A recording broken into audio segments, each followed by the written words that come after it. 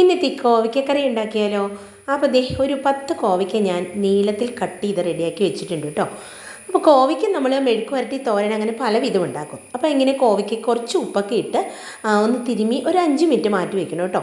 അതിനുശേഷം നമ്മൾ ഈ കോവയ്ക്ക ചെറുതായിട്ടൊന്ന് വഴറ്റിയെടുക്കണം. ഒരുപാട് ഫ്രൈ ആക്കേണ്ട, ഒരു പാകം അളവിലൊന്ന് വഴറ്റിയെടുത്താൽ മതി.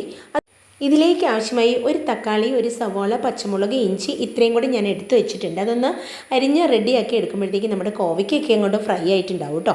അപ്പോൾ അതിലേക്ക് എണ്ണയൊക്കെ ഒഴിച്ച് കുറച്ച് കടുകും ഇതിൻ്റെ കൂടെ കുറച്ച് ജീരകം കൂടി ചേർത്തിട്ട് വേണം സവോളയൊക്കെ ഒന്ന് വഴറ്റാൻ.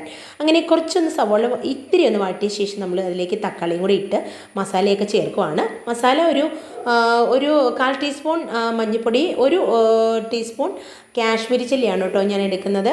പിന്നെ 1 ടീസ്പൂൺ തന്നെ മല്ലിപ്പൊടി എടുക്കുന്നുണ്ട്. പിന്നെ ഇതിൻ്റെ അകത്ത് മസാലക്കൂട്ടിൻ്റെ മെയിൻ ഐറ്റം ഗരം മസാലയും കൂടി ഇട്ട് എല്ലാം കൂടി ഇട്ട് നന്നായിട്ട് വഴറ്റി നമ്മൾ ഇങ്ങനെ വഴറ്റി വെച്ചിരിക്കുന്ന കോവയ്ക്കയും കൂടി ഇട്ട് നന്നായിട്ടൊന്ന് വഴറ്റി വയ്ക്കുക. ഇതിലേക്ക് കുറച്ച് ചൂടുവെള്ളം നേരത്തെ ഉണ്ടാക്കി വെക്കണം കേട്ടോ. എന്നിട്ട് ഈ ചൂടുവെള്ളം കൂടി നമ്മൾ ഇതിലേക്ക് ഇട്ട് കുറച്ച് നേരം ഒന്ന് നന്നായിട്ടൊന്ന് തിളക്കട്ടെ കേട്ടോ. അപ്പം ചോറിനൊക്കെ ഭയങ്കര ഒരു ടേസ്റ്റാണ് കേട്ടോ ഈ ഒരു കറി. ശരിക്കും നമുക്ക് എല്ലാവരും പല രീതിയിൽ വെച്ചെങ്കിലും ഈ ഒരു രീതിയിലൊന്ന് എല്ലാവരും ഒന്ന് ട്രൈ ചെയ്ത് നോക്കുക. അതിനുശേഷം കുറച്ച് നേരം തിളച്ച ശേഷം ഞാൻ അതിലേക്ക് കുറച്ചൊരു കട്ട തൈരും കൂടെ ഒന്ന് ഞാൻ ചേർക്കുന്നുണ്ട്. അപ്പോൾ ചെറിയൊരു പുളിയും കൂടെ കിട്ടും കേട്ടോ. സാധാരണ വാളംപുളിക്ക് പകരം തൈര് ചേർക്കാൻ നല്ലതാണ് കേട്ടോ. പിന്നെ എല്ലാവർക്കും മല്ലിയിലൊക്കെ ഇഷ്ടമാണെങ്കിൽ കുറച്ച് മല്ലിയിലൊക്കെ അങ്ങ് തൂളി കൊടുത്താൽ ഭയങ്കര ടേസ്റ്റാണ്. അപ്പോൾ കോവയ്ക്ക കറി റെഡി ആയിട്ടുണ്ട്.